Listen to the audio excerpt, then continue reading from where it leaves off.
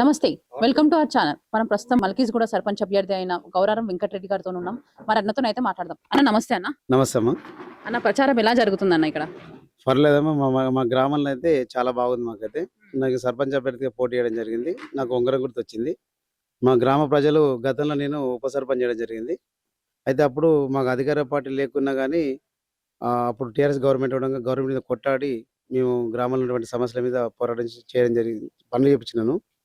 అది దృష్టిలో పెట్టుకుని మా ఊళ్ళో గ్రామంలో ఉన్నటువంటి ప్రతి ఒక్క కుటుంబం నుంచి అన్న మీరు ఈసారి జనరల్ వచ్చింది రాక 30 ఏళ్ల తర్వాత. మీరు నిలబడ్డట్టయితే మాకు ఊరికి న్యాయం జరుగుతుందని చెప్పని ప్రతి ఒక్క ఆశీర్వాదాలు నాకు ఇచ్చారు కాబట్టి నేను నామినేషన్ చేయడం జరిగింది.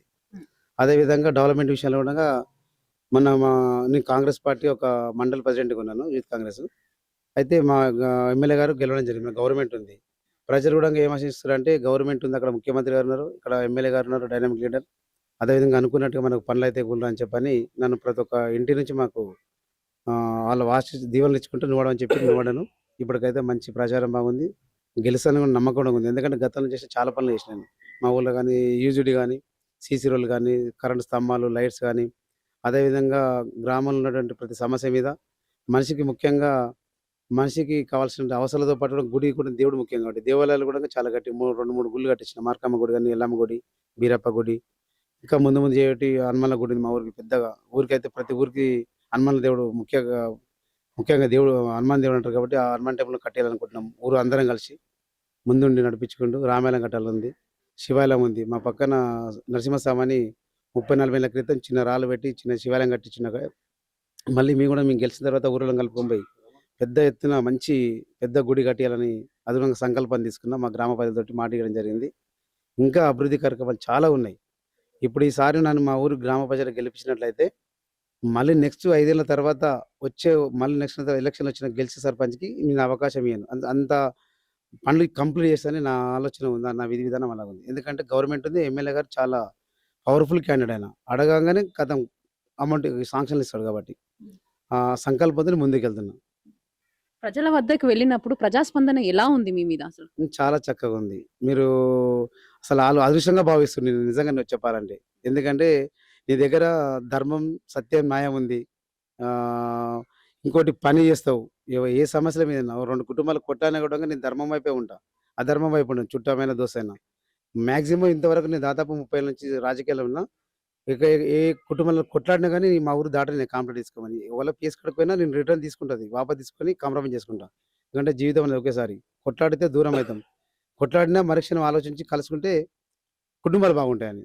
ఈ సమస్యల మీద అయితే నేను చాలా ముందుండి నేను మా గ్రామంలో అభివృద్ధితో పాటు కూడంగా అందరూ కలిసిమెలిసి ఉండాలని తత్వం అలాంటిది. అందుకే గ్రామ ప్రజలు కూడా నన్ను చాలా ఆదరిస్తుర్రు. సర్పంచ్ అభ్యర్థిగా గెలిచిన తర్వాత మొట్టమొదటిగా మీ మల్కీజ్‌గూడ గ్రామానికి మీరు ఏం చేయబోతున్నారు అసలు? అయితే మా గ్రామంలో పెద్ద సమస్యలున్నాయి. 2, 3 సమస్యలున్నాయి. మా గ్రామంలో గతంలో టీఆర్ఎస్ గవర్నమెంట్ ఉన్నప్పుడు మాన్యువల్ పాస్‌బుక్‌లు ఉంటే గవర్నమెంట్ వచ్చిన తర్వాత అది ధరణి అని పాస్‌బుక్‌లు ఇష్యూ చేశారు. అసలు యాక్చువల్‌గా అప్పుడు ఏమైందంటే మా ఊళ్ళో ఆన్‌లైన్ కాకముందుకే ధరణి చాలా మందికి రాలేదు పాస్‌బుక్స్. దాదాపు 128 మంది రైతులకు రాలేదు.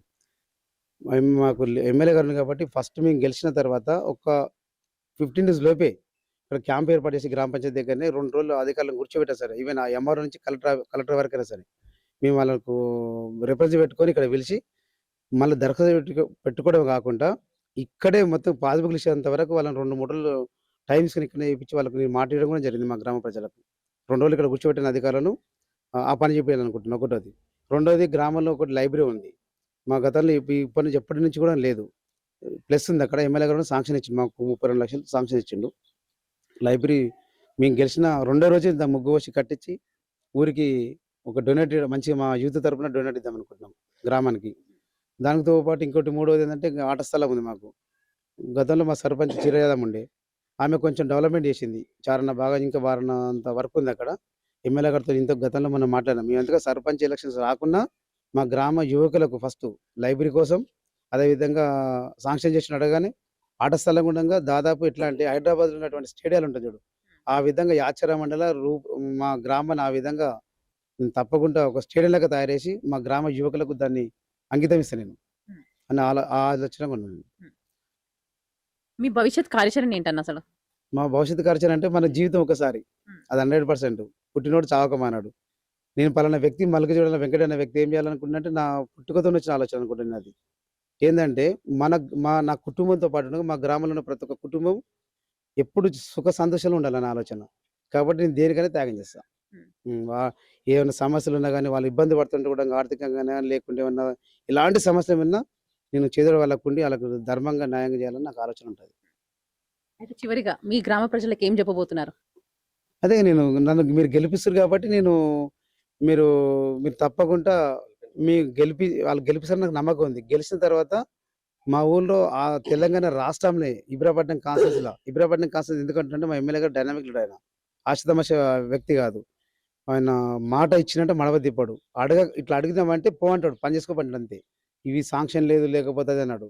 అడిగినామా మరుక్షణమే మాకు వర్క్ ఇస్తాడు. మా గ్రామ ప్రజలకు ఇచ్చేది ఒకటే విన్నపం. తెలంగాణ రాష్ట్రంలోనే గాని ఇబ్రాపట్నం కాన్స్టిట్యూన్సీ‌ల ఆదర్శ గ్రామంగా తీర్చిదిద్ది ఒక రాష్ట్రానికి మా ఊరిని ఆదర్శంగా చక్కని చీకటిని వెలుతురు ఇచ్చే బాధ్యత నేను తీసుకుంటే నాకు నమ్మకం ఉంది. ఏది లేదు. గ్రామానికి ఏది లేదనుకుంటా ప్రతి కుటుంబానికి అవసరం లేదనుకుంటా అభివృద్ధి చేసి వాళ్ళకు నేను చూపియాలని అనుకుంటున్నా. ఈ 5 ఏళ్ల కాలంలో. ఓకే అన్న. థాంక్ యూ అన్న. Thank you.